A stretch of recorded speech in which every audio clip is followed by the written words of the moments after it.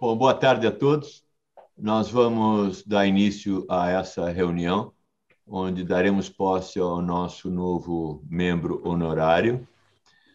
E eu pedi que o acadêmico Cláudio Tadeu Daniel Ribeiro representasse a academia e fizesse todas as considerações necessárias. Professor Gentilini, mon français n'est pas suffit.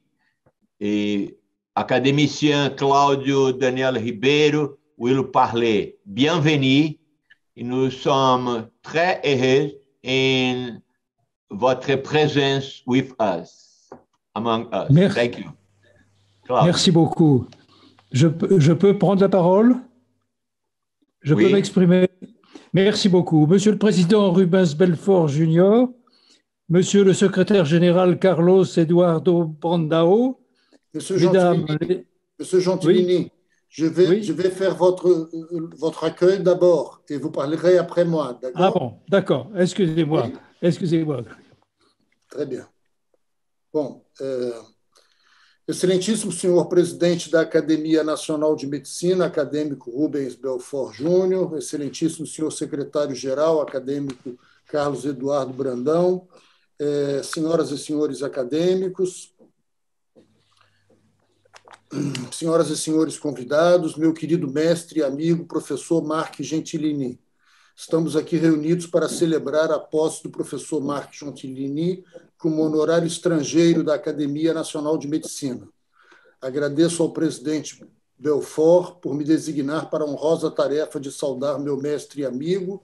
Je vous demande, monsieur Gentilini, de m'excuser pour ce quelques mots de présentation que je dirai à mes confrères et consoeurs en portugais sur votre carrière avant de passer à ma salutation d'accueil. Peço desculpas às senhoras e senhores acadêmicos de nossa casa por me dirigir ao professor Gentilini em francês mais adiante. Marc Gentilini nasceu em 31 de julho de 1929 em Compiègne.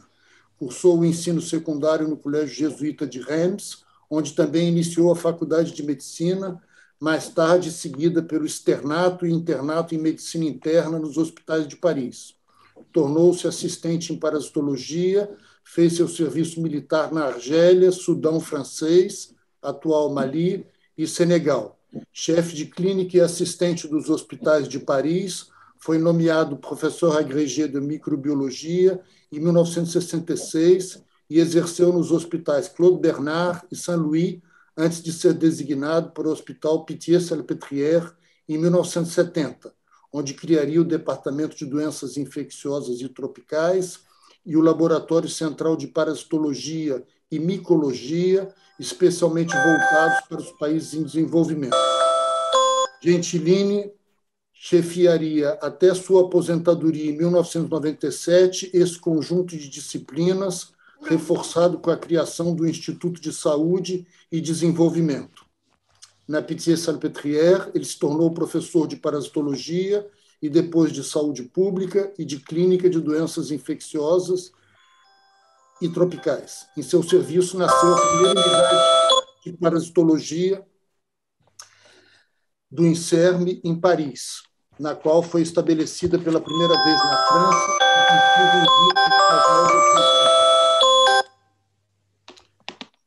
coisa acontecendo, está tocando aqui. A partir de 1981, com o surgimento da síndrome de imunodeficiência adquirida, o serviço clínico da Pitié-Salpêtrière e a unidade de pesquisa em CERN Malária e AIDS na África tornam-se uma estrutura de liderança no tema, resultando em grande extensão da acolhida dos muitos pacientes. Presidente da Sociedade de Patologia Exótica por 4 anos, ele mobilizou a sociedade científica durante uma cerimônia na Academia de Medicina, na presença do presidente da República, em 1997, na qual foram concedidas 3 medalhas de ouro a 2 cientistas e uma irmã de caridade. Ele criou o curso de Medicina Tropical Santé dans le Monde, que tive a honra de seguir em 1977 e 1978. Esse conjunto constitui uma escola que se torna rapidamente de renome internacional. Muitos estudantes estrangeiros passam pelo Instituto e retornam ao seu país de origem para exercer responsabilidade hospitalar-universitárias. Argélia, Benin, Brasil, Congo, Egito, Grécia, Mali, Marrocos, Tailândia, Tunísia, entre outros, ou nos territórios ou departamentos de ultramar, como a Guiana Francesa e Martinica. Em junho de 1997, foi eleito presidente da Cruz Vermelha Francesa, função que exerceu até dezembro de 2004. Durante seus 2 mandatos, ele desenvolveu operações internacionais e, em conjunto com a Organização Pan-Africana contra a AIDS, instalou em uma dúzia de estados africanos os primeiros centros de tratamento em regime ambulatorial para doentes com AIDS na África e desenvolveu uma campanha para o acesso aos antirretrovirais para todos. Além disso, Marc Gentilini é, desde 1991, membro da Academia de Medicina, que presidiu em 2008. Ele preside hoje a Organização Pan-Africana contra a AIDS, cujo alcance se expandiu a toda a patologia da mãe e da criança, tornando-se Fondation Pan-Africaine pour la Santé, abrigada no seio da Fondation Académie de Médecine. Eu queria agora me permitir dizer algumas palavras ao meu mestre e amigo Marc Gentilini em francês. Je m'adresse maintenant à mon maître et ami, le professeur Marc Gentilini. Monsieur, chers confrères et amis, je suis arrivé à votre service en septembre 1977. 7 ans après sa création, je venais d'avoir 25 ans. J'avais fait une année d'internat et une autre comme résident dans un service de médecine interne et rhumatologie à l'école de médecine et chirurgie de Rio. Je pense vous avoir rencontré pour la première fois dans votre bureau du même vieux bâtiment du service du professeur Godot. J'étais accompagné de Madame le docteur Monique Bonhomme, médecin gynécologue, épouse du rhumatologue et généraliste Jean Bonhomme et sœur de Nicole Millot. Permettez-moi vous raconter cette histoire de l'origine de mon arrivée à la Pitié. Nicole était amie et collègue de profession de maître Guy l'avocat Sintra, franco-brésilien, ami de mon père et voisin de notre maison de campagne à Petropolis, ville où j'ai commencé mes études de médecine.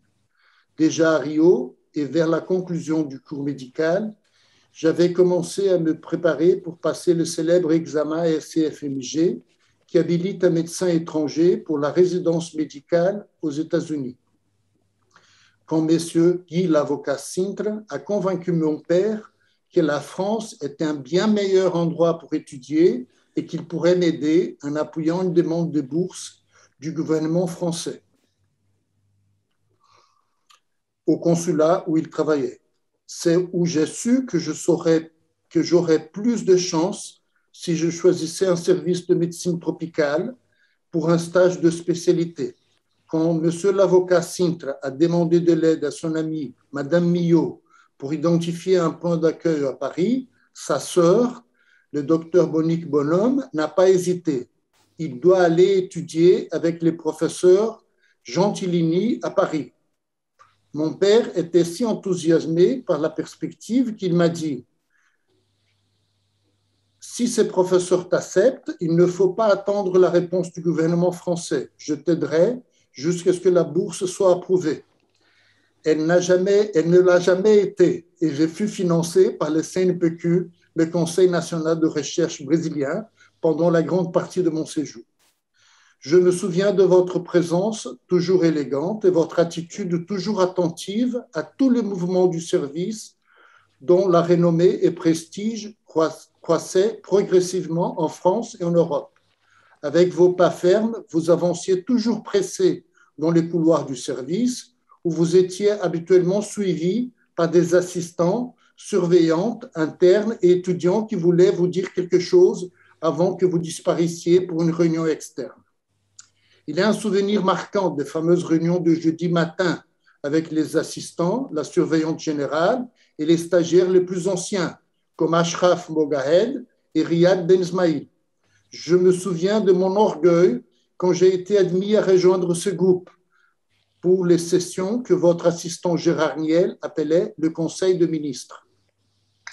Il était suivi de la réunion du staff, ou simplement le staff, qui avait lieu de 11h à 13h précises dans la salle d'attente des patients, réaménagée avec les chaises rangées en U, avec une grande table basse centrale sur laquelle reposaient des énormes pots de café et des plateaux bourrés de croissants et pains au chocolat, chauds et savoureux. Dans l'audience, il y avait des visiteurs de tous les coins de France et parfois de l'étranger. C'est là où j'ai connu M. Charmeau, Rodin, Mouchet, Bourré, Madame Léger, même Ambroise Thomas et les Cordobais Hugo Pizzi, qui deviendraient des très bons amis. Aucune communication devait dépasser 10 ou 15 minutes. Et je ne me souviens que d'une seule fois où cela s'est produit. Un externe faisait une si belle présentation, si riche de superbes photographies obtenues en plongée sous-marine dans les îles de Polynésie française, que, appelé par recevoir un chef d'État qui était passé vous voir, vous avez demandé que l'étudiant arrête sa présentation jusqu'à votre retour. Pour comprendre l'impression que votre présence me faisait, il faut évoquer mes mémoires des années 1960 à 1963, quand à l'âge de 8 à 11 ans, j'avais soigneusement rangé à une étagère dans la chambre que je partageais avec mon frère cadet, dans une maison près de la faculté nationale de médecine à l'époque. À cette époque, les jouets et les livres étaient rares, autant que l'argent. Et j'essayais de lire tout ce qui me tombait entre les mains. Et il y avait une collection du magazine Sélection du Reader Digest, auquel mon père était abonné, sur cette étagère dans ma chambre. C'était pour moi un grand plaisir lire chaque section du magazine, dont une nommée Mon type inoubliable. Je vous avoue que l'impression que votre sérieux, votre réputation, votre compétence reconnue et vos attitudes respectueuses et soucieuses du bon fonctionnement du service et du bien-être des malades faisaient sur moi était si fort que si j'avais écrit un jour 2 articles dans cette section de ce périodique, un serait à propos de mon père et l'autre serait sur vous.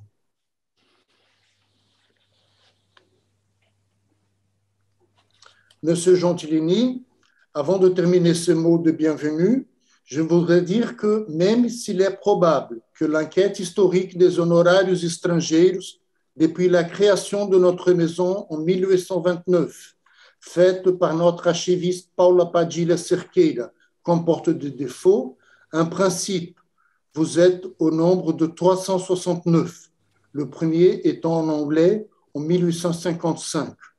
Le deuxième était en français, ne vous inquiétez pas. Car 40 sont en vie, le nombre maximum admis. De ce total, 79 sont français. Le premier d'entre eux fut Louis Pasteur, nommé le 18 novembre 1884. Vous êtes en bonne compagnie.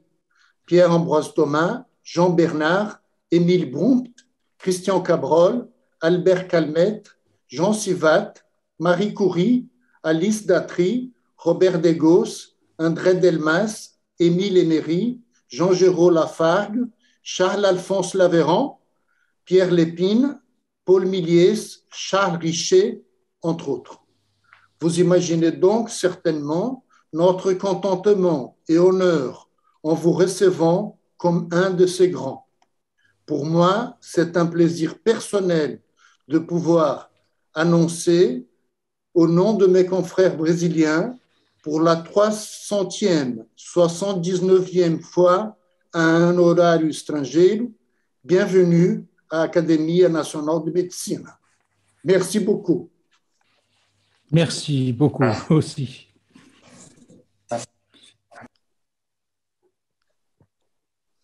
C'est à vous, Monsieur Gentilini, maintenant de dire vos mots. Merci beaucoup. Mais vous avez tout dit, Claudio. Et ce que je vais dire n'a plus aucun intérêt. En tout cas, j'ai appris beaucoup de choses en vous écoutant avec émotion. Je vous remercie infiniment. Monsieur le Président Rubens Belfort Jr., Monsieur le Secrétaire général Carlos Eduardo Brandao, Mesdames les académiciennes, Messieurs les académiciens, vous avez bien voulu m'élire en qualité de membre honoraire étranger de l'Académie nationale de médecine du Brésil lors de la séance du 9 septembre. Je vous exprime toute ma gratitude pour cette nomination qui me touche profondément et honore à la fois ma modeste personne et l'Académie de médecine de France. C'est sur la proposition, vous n'en doutez plus, de mon ancien élève Claudio Tadeu Daniel Ribeiro, qui a collaboré plus de 6 ans à Paris dans le service que je dirigeais à l'hôpital de la Pitié-Salpêtrière et dans l'unité de recherche de l'INSERM axée sur le paludisme, que ma candidature a été soumise à vos suffrages. Je l'en remercie vivement et voudrais rappeler devant vous que Claudio a été à Paris un grand témoin du Brésil pendant son séjour en France avant de revenir servir son pays au sein de l'Institut Osvaldo Cruz et d'y développer un département de recherche en particulier sur le paludisme d'audience internationale. Au-delà de son séjour, il a maintenu des liens étroits avec l'unité de recherche où il avait travaillé et avec de nombreux chercheurs ou enseignants français appelés à collaborer avec lui dans le cadre de séminaires qu'il a organisés depuis au moins 25 ans. Mesdames et messieurs, il m'a été demandé de vous dire quelques mots sur mon parcours. C'est un exercice difficile, car nous le savons tous, hélas, il est plus aisé de dire du mal des autres que de dire du bien de soi. Après le concours de l'internat des hôpitaux de Paris en médecine interne et les 30 mois de service national qu'on nous imposait alors, dans des conditions dangereuses, j'ai exercé en Algérie en 1957 jusqu'aux confins du Maroc, dans des zones en guerre où les civils payaient un tribut plus élevé que les militaires. Plus tard, j'ai gagné l'Afrique subsaharienne, Dakar, Bamako, encore Soudan français, futur Mali, et à l'extrême est, les villes de Gao, Kidal et Tessalit, zone à l'époque où l'on circulait aisément avec un seul garde muni d'un fusil de chasse obsolète, tandis qu'aujourd'hui, ce territoire est l'un des repères des djihadistes les plus violents.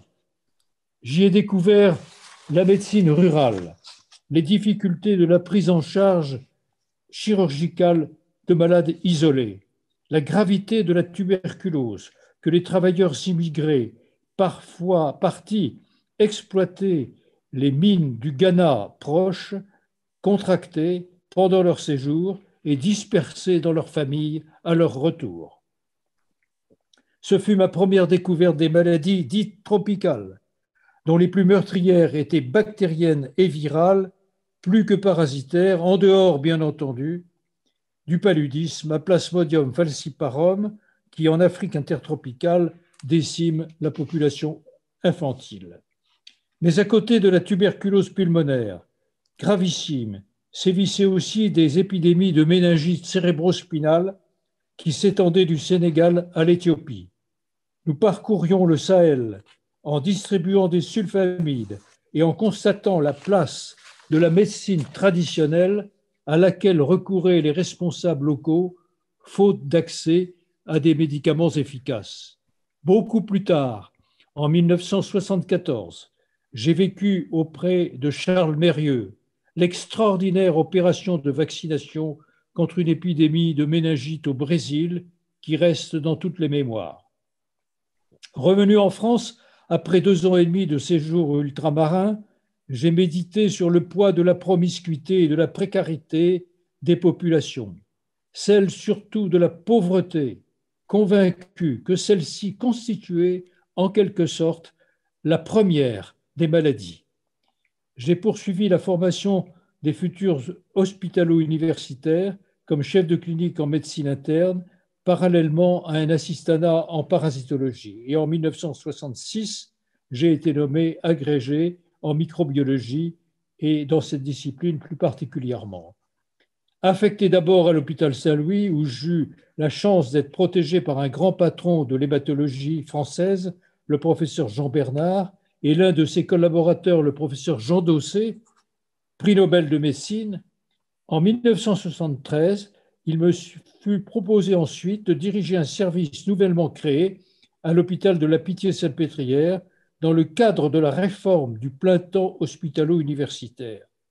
Avec l'aide de beaucoup, j'eus la chance de pouvoir construire un pavillon dédié aux affections parasitaires et tropicales, baptisé du nom de Lavran, découvreur, vous le savez, de l'hématozoaire responsable de la malaria. Avec l'inauguration de ce bâtiment en 1980, qui associe un laboratoire central de parasitologie et de mycologie, une consultation de médecine tropicale très active, un service de renseignement téléphonique sur les risques encourus dans les pays exotiques, un centre de vaccination en particulier de la fièvre jaune et 20 lits d'hospitalisation, je pensais que j'avais là un outil performant et que j'allais pouvoir vivre des jours heureux avec une unité de recherche de l'INSERM où Claudio Daniel Ribeiro serait bientôt accueilli. Hélas, en 1981, 3 ans après la déclaration d'Alma-Ata de l'OMS, qui voulait valoriser les soins de santé primaires, élémentaires, plutôt que secondaires et surtout tertiaires, marqués par des structures hospitalières trop onéreuses et qui promettaient la santé pour tous en l'an 2000, avec une formule qui aurait pu être un peu pour tous plutôt que tout pour quelques-uns, nous fûmes alors sidérés par l'annonce des premiers cas de pneumocystose aux États-Unis d'Amérique dans la communauté homosexuelle qui se révéla être la conséquence d'une immunodépression liée à un virus qu'on ne connaissait pas encore. Les maladies parasitaires dont la toxoplasmose et les affections mycologiques signaient la fin prochaine des malades de France ou évacués d'Afrique. Rapidement débordés, 40 lits supplémentaires de malades aigus nous furent affectés, fait exceptionnel, par le maire de Paris, Jacques Chirac, que j'avais alerté sur la gravité de l'affection et la nécessité d'une prise en charge de nos malades. Permettez-moi de rappeler que c'est dans le ganglion d'un de nos patients que fut recherché à notre demande avec Willy Rosenbaum et isolé par les chercheurs de l'Institut Pasteur de Paris, auquel nous le confîmes, le virus responsable du sida, le VIH ou HIV. Luc Montagnier et Françoise Barré-Sinoussi furent récompensés 10 ans plus tard, à juste titre, par le prix Nobel de médecine, mais vous remarquerez que celui-ci est toujours décerné à des chercheurs, jamais à des cliniciens. Le sida, virose qui fit 30 millions de morts au cours des 30 premières années, 2000 dans mon seul service en 10 ans, avant l'arrivée rédemptrice des antirétroviraux et l'accès des malades à ceux-ci par la création du Fonds mondial contre le sida, le paludisme et la tuberculose, à l'édification duquel nous avons participé. Depuis, d'autres virus ont émergé, engendrant des épidémies à virus Ebola en une dizaine d'épisodes. Et nous avons collaboré avec la République démocratique du Congo, de Kinshasa, et la République de Guinée, de Conakry, à de nombreuses reprises. Plus récemment, l'épidémie de Covid-19, qui nous préoccupe tous et dont je sais la place dramatique qu'elle occupe au Brésil, a été pour l'Académie de médecine de France l'occasion d'émettre des communiqués bienvenus et fermes et de rappeler le rôle qui est le sien, comme celui de toute académie de médecine, de conseiller le gouvernement, même si celui-ci, en France, avait choisi de s'entourer d'une douzaine d'experts orientant les choix du président de la République. Il est essentiel que dans des affections comme celle-ci, les scientifiques soient entendus et apportent leurs conseils dans la tentative de solution que nous attendons tous. Chers consoeurs, chers confrères, j'ai occupé successivement 3 chaires, celle de parasitologie, celle de santé publique, ce qui me permit d'élargir l'enseignement en préparant longtemps à l'avance le concept de santé globale, terme devenu à la mode, et à une seule santé humaine et animale, One Health, en créant l'Institut Santé et Développement. Enfin, j'obtins la chaire des maladies infectieuses et tropicales qui était mon objectif de toujours. Aujourd'hui, à l'Académie et dans le milieu associatif, j'ai encore 2 préoccupations majeures. Les problèmes sanitaires et sociaux liés à l'immigration dans le monde, singulièrement en Europe. Deuxièmement, les falsifications en santé. Le faux est à la mode, en particulier les fausses informations, envahissant et compromettant la santé de beaucoup de nos contemporains dans tous les pays du monde. Aussi, à travers une organisation non gouvernementale et une fondation liée à l'Académie de médecine qu'a évoqué il y a quelques minutes Claudio dans son propos, nous traquons les faux médicaments, les faux vaccins, les faux dispositifs médicaux et même les faux diplômes et les fausses ordonnances. Lourde tâche face à des mafieux qui n'hésitent pas à exploiter le manque d'accès à des médicaments de qualité, faute de moyens financiers de la part des populations les plus pauvres, en Afrique notamment, et l'Afrique est le terrain de jeu favori de ces trafiquants mortifères. Monsieur le Président, l'africaniste que je suis a une connaissance bien incomplète du Brésil. Même si j'ai franchi à plusieurs reprises, clandestinement, peut-être, la rive brésilienne de l'Oyapock à partir de la Guyane française.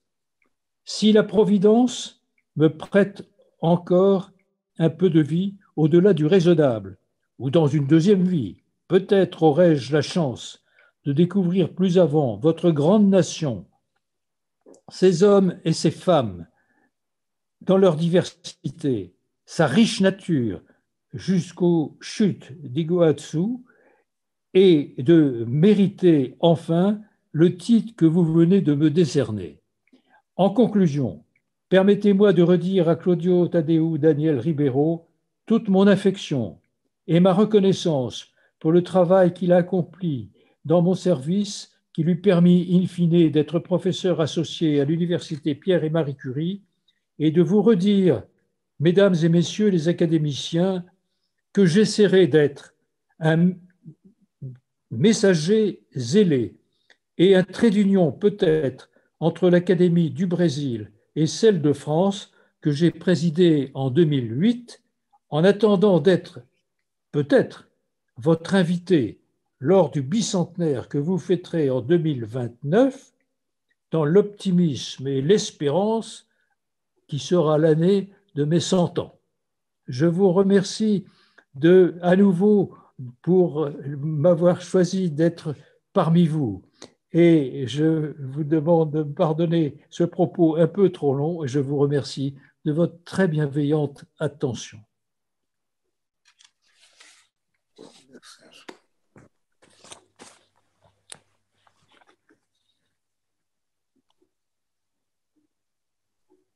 Cláudio, por favor.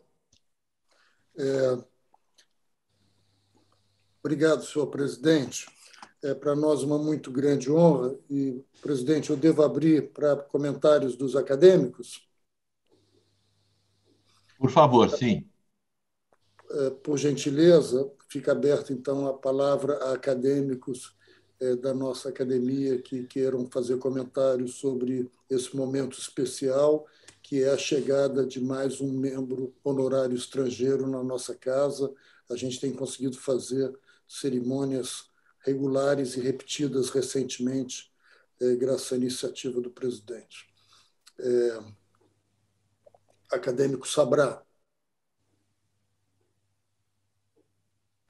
Tem que ligar o microfone, acadêmico Sabrá.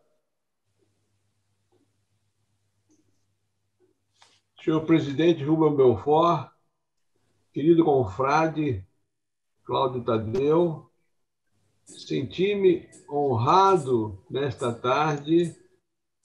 São 14 horas. Receber em nossa casa a ilustre figura deste professor de carreira brilhante, que há de certo de ser mais um membro honorário estrangeiro, a honrar nossa galeria de ilustres professores da arte de curar.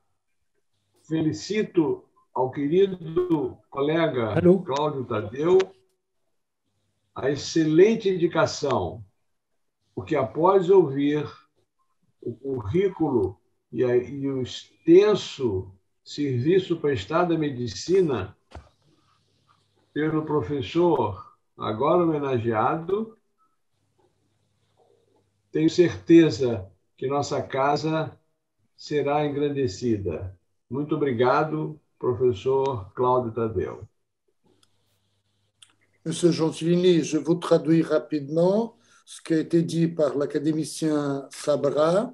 Il est content, il manifeste sa joie de vous voir rejoindre le corps d'académiciens d'Académie nationale de médecine et il est sûr que de l'honorabilité que vous nous faites en vous joignant à nous autres, après avoir écouté nos discours, à moi et à vous, qui racontent encore que de façon résumée votre trajectoire académique et professionnelle médicale. Merci.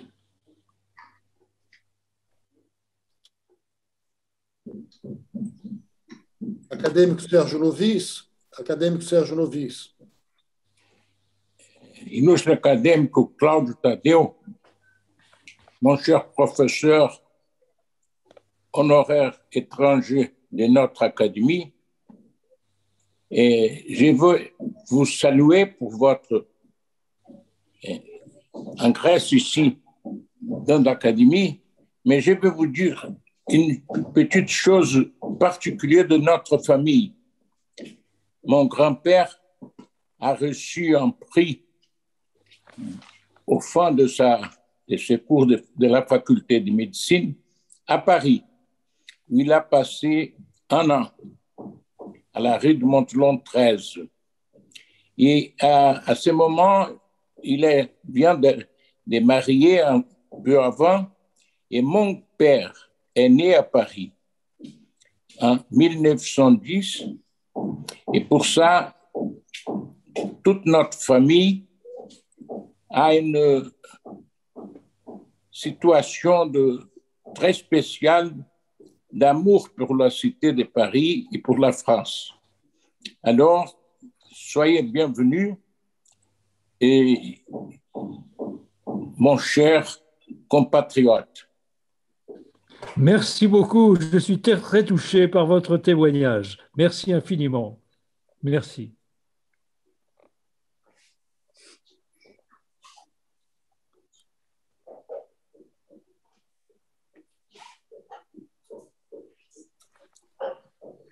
Monsieur Gentilini, oui. Soucié du temps, parce que je ne voulais pas être trop long, il y a un petit passage que j'ai supprimé de mon discours, c'est que le bâtiment qui a été construit pour abriter le service depuis les années, je crois que le début des années 80, c'était le pavillon Alphonse Lavéran. Oui. Et moi, en 1995, j'étais directeur de l'Institut Oswaldo Cruz et j'ai créé une série de séminaires qui s'appelait les Séminarios do Instituto Oswaldo Cruz. Et le premier de ces séminaires, c'était un séminaire inspiré d'un séminaire français qui s'appelait le séminaire Lavéran, qui était organisé par la Fondation internationale Lavéran. Je n'ai jamais été à ce séminaire, mais j'avais écouté parler de ce séminaire qui était destiné aux élèves de parasitologie. Et en rentrant au Brésil, j'avais dit à ma collaboratrice principale, j'ai dit, il faut que nous montions un séminaire destiné aux élèves de post-graduation, les élèves doctoraux en paludologie, et on va les nommer séminaire Laveran. Alors, on a eu l'idée d'agréger au nom de Laveran Grassi, qui était important dans l'histoire de la découverte du cycle du plasmodium. Mais les Italiens n'ont jamais donné quoi que ce soit comme argent, alors que les Français appuyaient la venue de 3 Français tous les ans. Alors, 2 ans après, nous avons eu l'idée de rendre hommage à un autre paludologue très célèbre au Brésil, qui est Leônidas Dini. Et donc, ce monsieur était un très grand parasitologue, un élève de Samuel Pessoa. Et donc, le séminaire a été nommé à cette époque-là, séminaire Laveran et Dini. Alors, M. Dini est mort, et après, le bâtiment a été construit, le bâtiment moderne où je suis placé, et le département d'immunologie que je dirigeais était placé, il s'appelle le bâtiment Leônidas Dini. Donc, vous voyez la coïncidence que le séminaire que j'organise depuis 25 ans a les noms de 2 bâtiments importants de ma vie, le pavillon Laveran e le pavillon Leônidas Dini. Eu vou contar muito rapidamente a mesma história. Eu estava contando que o pavilhão que abriga o serviço do professor Gentilini desde o início dos anos 80 se chama Pavilhão Laveran, que é o descobridor do plasmódio, e foi um prêmio Nobel, e é um dos honorários estrangeiros da nossa academia. De volta ao Brasil, em 1995, quando eu dirigi o Instituto Oswaldo Cruz, eu criei um seminário que se chamava Seminário Laveran, sobre malariologia, destinada a orientar e assessorar projetos de tese em malariologia. E a gente deu o nome de Laveran e depois demos o nome de Laveran e Dini, que o Leônidas Dini foi um grande parasitologista brasileiro. O Leônidas Dini era um cientista da Fiocruz e ele morreu alguns anos depois, e ele deu nome ao prédio que eu ocupo hoje na Fundação Oswaldo Cruz. Então, eu estava dizendo que 2 prédios importantes, onde eu passei praticamente enorme parte dos anos do qual eu faço pesquisa desde o meu doutorado, são o prédio Laveran e o prédio Leônidas Dini, que são os 2 que dão nome a um seminário que eu faço há 35 anos. Acadêmico Celso Ramos. Bon.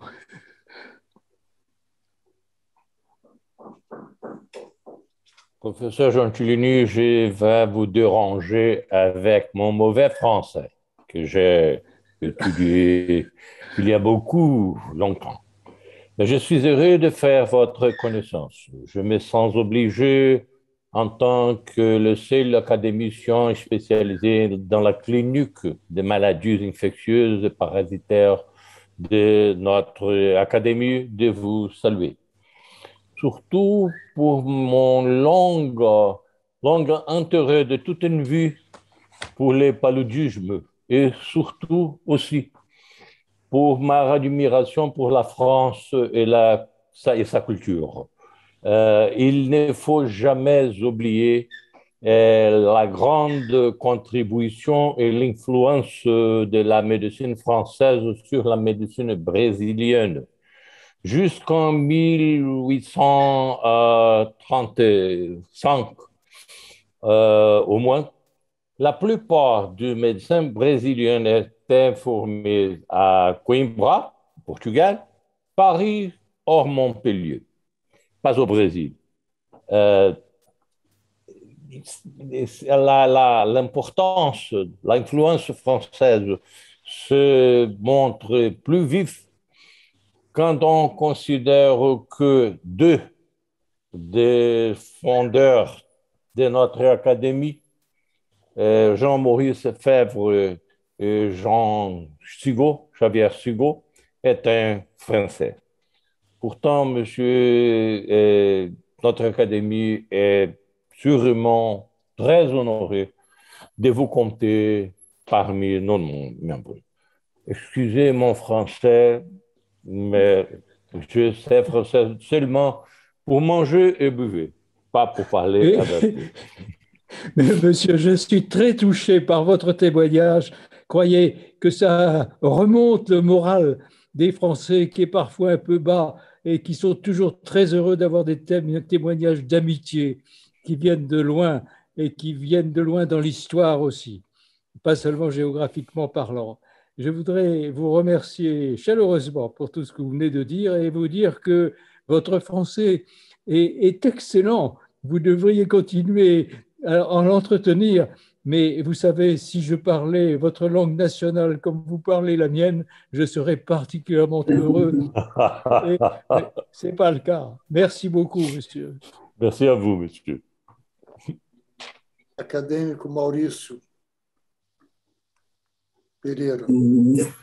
Senhor presidente, Rubem Belfort, acadêmico Cláudio, eu gostaria de falar com o professor. Monsieur Gentilini, lorsque j'étais un jeune médecin, j'ai étudié à Bruxelles, à l'hôpital Saint-Pierre de l'Université libre de Bruxelles. À ce moment-là, j'allais souvent à Paris et j'aimais Paris à ce moment-là.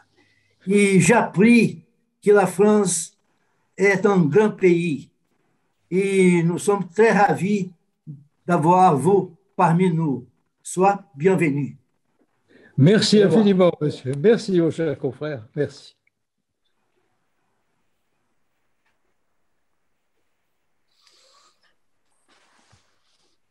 Professeur Claude. Professeur Novice. Je vais seulement dire une chose que j'aime oublier quand je parlais au professeur, c'est que la première fois que je suis allé à Paris pour rester 3 mois dans le service à l'hôpital de la Salpêtrière du grand professeur Raymond Garcin, et mon grand-père, les jours qu'il avait, que je veux voyager, il a dit, faites attention, Paris, c'est pas Paris. Paris, c'est paradis. Très bien, merci. C'est un très beau témoignage aussi. Vous savez, le professeur Garcin était un personnage extraordinaire et qui a beaucoup marqué ses élèves. Mais il était un peu seul et il n'a pas eu de suite, la suite qu'il méritait pourtant. Merci pour votre témoignage. Merci beaucoup. Je suis très heureux de tout ce que j'ai entendu ce soir grâce à vous, mes chers confrères brésiliens. Alguém ainda quer fazer uso da palavra? O professor tem que compartilhar o diploma. Ah, sim. A Cláudia compartilha. A Cláudia compartilha, né?